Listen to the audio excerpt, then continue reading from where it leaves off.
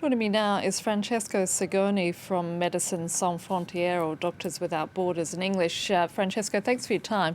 Clearly, many HIV patients have been impacted by this pandemic, but do you have any sense as to how far, or how much rather, they have been affected by COVID-19?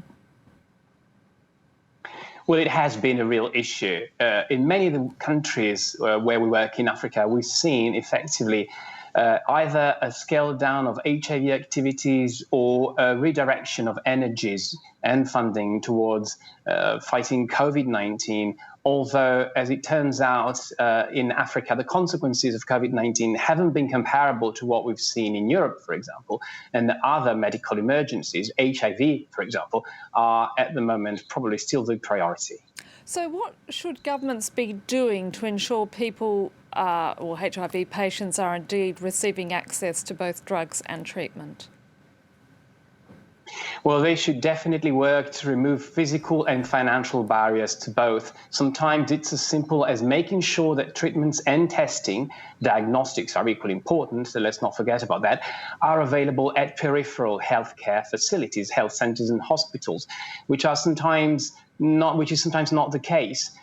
We've seen that in parts of Africa, up to half of the HIV-positive population doesn't have access to treatment, which is incredible today. And we've seen that when that access to treatment and testing is made possible, the results are there.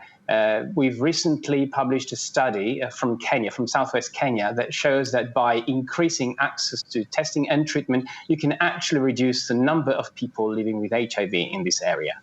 But isn't it difficult with, so many parts of the world in crisis mode and government authorities struggling now to deal with the impact of yet another global health pandemic, to get officials, to get politicians to remind them that AIDS is indeed still a significant health threat to much of their population?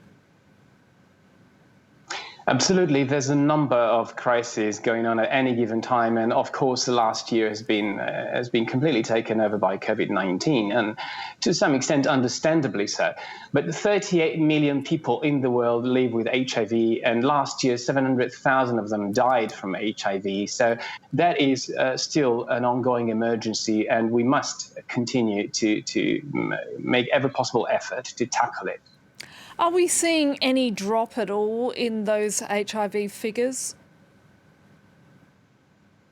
Well, on a worldwide level, it depends on the region. In some region, it has been decreasing, but in other parts of the world, like Asia, for example, or the Middle East, it's been increasing. And what's frustrating is, again, that when access to testing and treatment is made available, results can be achieved.